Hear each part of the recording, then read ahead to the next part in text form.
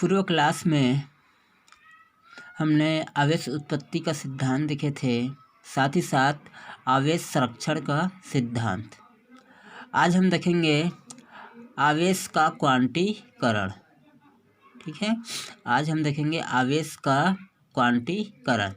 तो हम जानते हैं कोई भी पदार्थ या कोई भी वस्तु, ठीक है, कोई भी पदार्थ या कोई भी वस्तु में कम से कम एक इलेक्ट्रॉन होता है। कोई भी जो पदार्थ होता है या फिर वस्तु, उसमें कम से कम एक इलेक्ट्रॉन होता है। अब एक इलेक्ट्रॉन होगा तो वहाँ पर क्या होगा, उस वस्तु में एक प्रोटॉन भी होगा। तो हम जानते हैं जो एक इलेक्ट्रॉन होता है उसमें जो आवेश की मात्रा होता है वह होता है 1.6 × 10⁻⁻19 कूलम। किसका है, इलेक्ट्रॉन का, ये माइनस में आ जाएगा, -1.6 × 10⁻19 कूलम। लेकिन इतना ही आवेश आपका प्रोटॉन में भी होता है, 1.6 × 10⁻⁻19 कूलम। लेकिन ये क्या होता है, आपका प्लस में होता है। तो कोई भी वस्तु में कम से कम एक इलेक्ट्रॉन होता है जिस पर आवेश कितना होता है, इतना, ई के बराबर, ये अर्थात 1.6 × 10⁻⁻19 कूलम, इतना आवेश होता है। अर्थात किसी भी पदार्थ में आवेश का सबसे निम्नतम मान, ठीक है, किसी भी पदार्थ में आवेश का सबसे निम्नतम मान 1.6 × 10⁻⁻19 कूलम होता है। यह क्या सबसे निम्नतम मान है किसी भी पदार्थ का। अब मान लो इस पदार्थ में 2 इलेक्ट्रॉन है तो क्या हो जाएगा, 2e हो जाएगा, यह आवेश का 2 गुना हो जाएगा। 3 इलेक्ट्रॉन है तो यह आवेश का 3 गुना हो जाएगा। 4 इलेक्ट्रॉन है तो आवेश का 4 गुना हो जाएगा। ठीक इसी प्रकार आपको ये भी होगा, क्योंकि इलेक्ट्रॉनों और प्रोटॉनों की संख्या क्या होता है, आपका बराबर होता है। एक ज्ञात हुआ है दूसरा भी ज्ञात हो जाएगा, लेकिन ये माइनस में आता है, इलेक्ट्रॉन जो माइनस में आता है, प्रोटॉन आपका प्लस में आता है। ठीक, तो यहाँ पर हम कह सकते हैं कि प्रत्येक आवेशित पदार्थ पर, ठीक है, प्रत्येक आवेशित पदार्थ पर आवेश की मात्रा एक इलेक्ट्रॉन पर आवेश के पूर्ण गुणज होता है। समझ में आ गया होगा। प्रत्येक आवेशित पदार्थ पर आवेश की मात्रा एक इलेक्ट्रॉन पर आवेश के पूर्ण गुणज होता है। जैसे कि यहाँ पर यह आवेशित पदार्थ है, यह बहुत सारे इलेक्ट्रॉनों से मिलकर बना हुआ है। तो जो आवेश की मात्रा होगा इसका कुल, वह एक इलेक्ट्रॉन पर आवेश की मात्रा क्या होगा, पूर्ण गुणज होगा। जैसे कि इसमें 4 इलेक्ट्रॉन है तो 4 यहाँ पर क्या हो जाएगा, ये 4 गुणित इतना हो जाएगा, क्योंकि 4 गुना हो जाएगा। 3 इलेक्ट्रॉन है तो 3 गुना हो जाएगा। तो उसी को यहाँ पर कहा गया है, प्रत्येक आवेशित पदार्थ पर आवेश की जो मात्रा है एक इलेक्ट्रॉन पर आवेश, अर्थात ये एक इलेक्ट्रॉन पर आवेश के पूर्ण गुणज होता है। ठीक है, तो यदि एक इलेक्ट्रॉन पर आवेश ई है, ठीक है, एक इलेक्ट्रॉन पर आवेश ई है, ई का मान इतना है, ठीक है। यदि एक इलेक्ट्रॉन पर आवेश ई है तथा इलेक्ट्रॉनों की संख्या n है, यहाँ पर हमें ज्ञात नहीं है कि कितना है, 2 है कि 3 है कि 4 है कि 5 है। तो यहाँ पर क्या मान लिए हैं, यदि इलेक्ट्रॉनों की संख्या क्या है, n है, तब इस आवेशित पदार्थ पर कुल आवेश कितना हो जाएगा, कुल आवेश यदि q हो तब ±ne, क्योंकि अब हमें ज्ञात नहीं है, क्योंकि ये इलेक्ट्रॉन है या फिर प्रोटॉन है, इसलिए यहाँ पर ले लिया गया है आपको प्लस माइनस। यदि प्रोटॉन होगा तो प्लस में आएगा आंसर, यदि इलेक्ट्रॉन होगा तो माइनस में।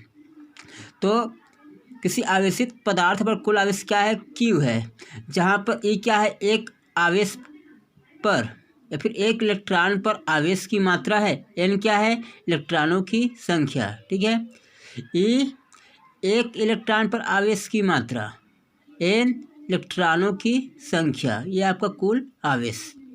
तो यदि n इक्वल टू क्या होगा, 1 2 3 4, यदि n इक्वल टू 1 इलेक्ट्रॉन होगा, 2 इलेक्ट्रॉन होगा, 3 इलेक्ट्रॉन होगा, 4 इलेक्ट्रॉन होगा, तब कुल आवेश कितना हो जाएगा आपका, E इक्वल टू 2e 3, क्योंकि यदि 2 इलेक्ट्रॉन है तो 2e, 3 इलेक्ट्रॉन है तो 3, इस प्रकार से होता जाएगा। अर्थात जितना इलेक्ट्रॉन होगा उतना ही उस पर क्या होगा, आपका आवेश होगा उतना गुना आपका आवेश बढ़ जाएगा, क्योंकि एक इलेक्ट्रॉन पर आवेश इतना है, एक इलेक्ट्रॉन पर आवेश इतना है, तो जितना इलेक्ट्रॉन होगा उतना ही क्या हो जाएगा, उसका आवेश बढ़ जाएगा। दो आवेश है तो 2 गुना हो जाएगा, मतलब 2 इलेक्ट्रॉन है तो 2 गुना आवेश हो जाएगा, 3 इलेक्ट्रॉन है तो 3 गुना आवेश हो जाएगा, 4 इलेक्ट्रॉन है तो 4 गुना आवेश हो जाएगा। तो हम यहाँ पर कह सकते हैं जो आवेश है हम इसको इस प्रकार से लिख सकते हैं E2E3, अर्थात 1 इलेक्ट्रॉन हो तो इतना, 2 इलेक्ट्रॉन हो तो इतना, 3 इलेक्ट्रॉन हो तो इतना। इसे हम इस प्रकार से E/2 आधा, डेढ़, इस प्रकार से हम नहीं लिख सकते, क्योंकि यहाँ पर हम जो इलेक्ट्रॉन है उसको और विभाजित नहीं कर सकते। तो हम कह सकते हैं किसी भी इलेक्ट्रॉन को या फिर किसी पदार्थ पर जो आवेश होता है उसको इस प्रकार से हम अनिश्चित रूप से विभाजित नहीं कर सकते। हम इसको सिर्फ इस प्रकार से लिख सकते हैं 1 गुना 2 गुना 3 गुना, इसको इस प्रकार से अनिश्चित रूप से विभाजित नहीं कर सकते, क्योंकि यहाँ पर देखो E/2 आ गया, अर्थात 1 इलेक्ट्रॉन का आधा, जो कि असंभव है। तो हम किसी भी आवेशित पदार्थ को अनिश्चित रूप से जो आवेश होगा उसको अनिश्चित रूप से हम विभाजित नहीं कर सकते। यही क्या है आपका क्वांटीकरण, अर्थात किसी पदार्थ में जो आवेश होगा उसको हम अनिश्चित रूप से विभाजित नहीं कर सकते। यही क्या है आपका आवेश का क्वांटीकरण, आवेश का क्वांटीकरण। तो यहाँ से लगभग एक जो प्रश्न है, आंकिक प्रश्न एग्जाम में आ जाता है। जैसे कि हम यहाँ पर एक एग्जाम्पल देखते हैं,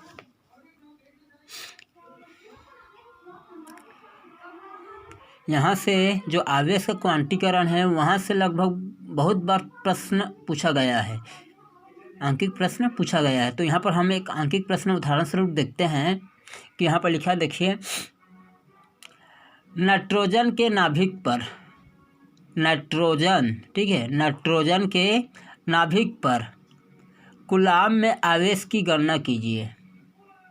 ठीक है, नाइट्रोजन के नाभिक पर, नाइट्रोजन के नाभिक पर कूलाम में आवेश की गणना कीजिए। तो हम जानते हैं आवेश के क्वांटीकरण से Q = क्या होता है, कुल आवेश। हमें क्या करना है, यहाँ पर आवेश की गणना करना है। तो हम जानते हैं आवेश के सूत्र से Q = क्या होता है, +-Ne, +-Ne, क्योंकि हमें देखो क्या है यहाँ पर नाइट्रोजन के नाभिक पर, तो हम जानते हैं नाभिक पर क्या होता है आपका प्रोटॉन होता है। तो हमें प्रोटॉन पर आवेश की गणना करना है। तो हम आवेश जो प्रोटॉन होता है क्या होता है, धनात्मक होता है। तो यहाँ पर Q = Ne, +Ne लिख सकते हैं। यहाँ पर प्लस को लिखने की आवश्यकता नहीं है। ठीक है, यहाँ पर हमें नाइट्रोजन के नाभिक पर ज्ञात करना है, नाभिक अर्थात जहाँ पर प्रोटॉन होता है। अब प्रोटॉन कैसा होता है, प्लस आवेश। तो Q = +Ne, प्लस को लिखने की आवश्यकता नहीं है। तो हम जानते हैं E = कितना होता है, E पर आवेश 1.6 × 10⁻⁻19 कूलाम होता है। तो हमें किस पर ज्ञात करना है, नाइट्रोजन पर। तो नाइट्रोजन के नाभिक पर कितना प्रोटॉन होता है ये हमें अभी ज्ञात नहीं है। तो हम जानते हैं इसका सूत्र से नाइट्रोजन 7N14, ठीक है, 7N14। यहाँ पर 7 क्या है आपका नाइट्रोजन का परमाणु क्रमांक है, 14 क्या है उसका परमाणु भार है। तो यहाँ पर नाइट्रोजन में क्या होता है, 7 इलेक्ट्रॉन होता है। तो यहाँ पर नाइट्रोजन में 7 इलेक्ट्रॉन होता है, तो प्रोटॉन भी कितना होगा, 7 होगा। अर्थात इलेक्ट्रॉनों की संख्या 7 है, तो प्रोटॉनों की भी संख्या क्या होगा आपका 7 होगा।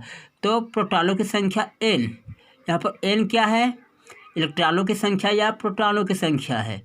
ठीक है, तो यहाँ पर प्रोटॉनों की संख्या n = क्या हो गया 7। तो हम समीकरण 1 में मान रख सकते हैं Q = Ne, n का मान अर्थात संख्या कितना है प्रोटॉनों की 7, तो यहाँ पर 7 लिख दिए। आवेश कितना होता है, 1 इलेक्ट्रॉन या फिर 1 प्रोटॉन जो आवेश होता है वह होता है 1.6 × 10⁻⁻19 कूलाम। अब इसको हल करने पर 7 को 42 का 2, 7 का 7 हासिल आया 4, तो 7 4 11, बीच में आ गया आपका 1 दशमलव को छीन है, दशमलव है। तो Q इक्वल टू क्या मिल गया हमें 11.2 गुणित 10⁻−19 कूलाम। यही क्या होगा इसका आंसर। इसी प्रकार से आपका जो बुक है उसमें और बहुत सारा अंकित प्रश्न दिया गया है, उसको आप हल कीजिएगा, क्योंकि यहाँ से प्रश्न बार बार पूछा गया है, अंकित प्रश्न ना। आगे देखते हैं बिंदु आवेश। बिंदु आवेश बहुत ही महत्वपूर्ण है, क्योंकि इसके थ्रू हम कूलाम के नियम का अध्ययन करते हैं। क्योंकि जो कूलाम के नियम होता है वह सिर्फ बिंदु आवेश के लिए सत्य होता है। ठीक है, जो कूलाम का नियम है वह बिंदु आवेश के लिए ही सत्य है, बाकी आवेश के लिए नहीं। तो यहाँ पर सबसे पहले देखेंगे बिंदु आवेश। तो बिंदु आवेश क्या है। यदि दो, यहाँ पर परिभाषा लिखा गया है, यदि दो, ठीक है, यदि दो आवेशित पिंडों की विमाएँ, ठीक है, यदि दो आवेशित पिंडों की विमाएँ उनके बीच की दूरी की तुलना में नगण्य हैं। यदि दो आवेशित पिंडों की विमाएँ, ठीक है, यदि दो आवेशित पिंडों की विमाएँ उनके बीच की दूरी की तुलना में नगण्य है, तो ऐसे आवेश को बिंदु आवेश कहते हैं। ठीक है, यहाँ पर परिभाषा में बोला गया है, यदि दो आवेशित पिंडों, यहाँ पर हमने दो आवेशित पिंड लिए हैं, यहाँ पर Q1, ठीक है, यह आपका पहला वाला आवेशित पिंड है, ये आपका दूसरा वाला आवेशित पिंड है। यहाँ पर आपका Q1 आवेश है, यहाँ पर Q1 आवेश है, यहाँ पर Q2 आवेश है। तो ये पहला पिंड है, ये आपका दूसरा पिंड है। तो दोनों आवेशित पिंडों की विमाएँ इनकी बीच की दूरी की तुलना में कैसा हो, नगण्य हो, अर्थात इसकी जो बीच की दूरी है अधिक है इनके विमाओं से। ठीक है, बीच की दूरी कैसा होना चाहिए, अधिक, क्योंकि बोला गया है इन दोनों आवेशों का, फिर दोनों पिंडों का जो विमाएँ हैं बीच की दूरी की तुलना में कैसा है, नगण्य है, अर्थात बीच की दूरी क्या है आपका, अधिक है।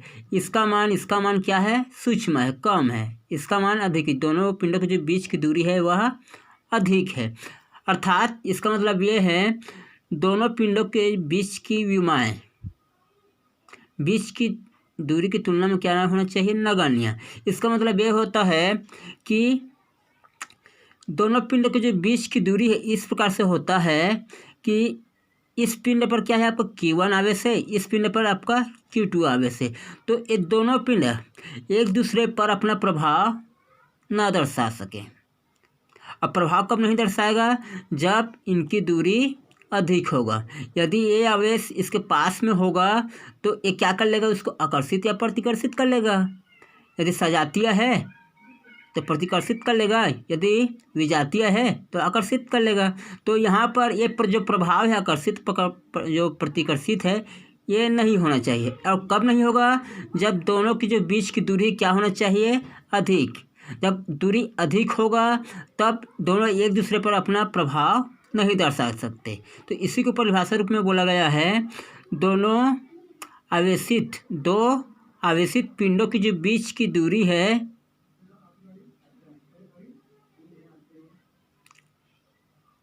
फिर से बोलता हूँ, दो आवेशित पिंडों की जो विमाएँ हैं बीच की दूरी की तुलना में कैसा होना चाहिए, इनकी जो विमाएँ हैं दूरी की तुलना में नगण्य होना चाहिए, अर्थात दूरी अधिक होगा तब विमाएँ क्या होगा आपका, नगण्य होगा।